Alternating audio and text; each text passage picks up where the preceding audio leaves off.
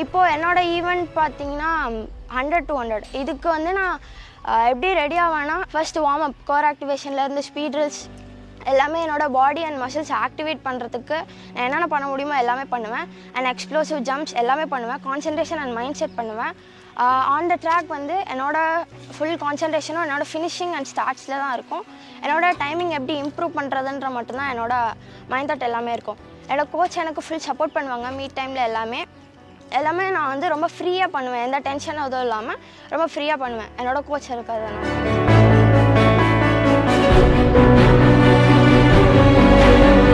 என்னோட last timing 13.07. But நான் வந்து அங்கே சிஎம் ட்ராஃபில் வந்து 13.02 பண்ணேன்.